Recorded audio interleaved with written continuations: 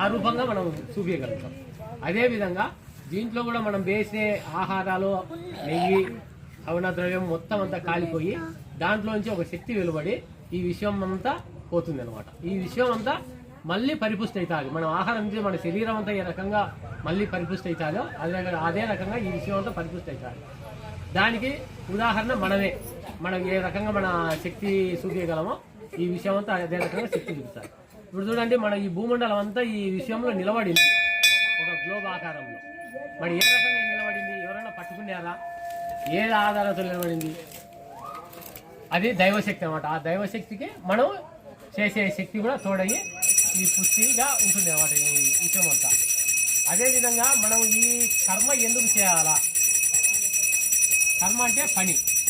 ఈ యజ్ఞం అనే పని మనం ఎందుకు చేయాలంటే కదా, మనం చూడండి, ఎవరికైనా దాన ధర్మాలు అందుకు చేయాలంటే కదా ఒకరికి, ఇద్దరికి మాత్రం, ముగ్గురికి, నలుగురికి, 10 మందికి పోయి దానం చేయగలుగుతాం.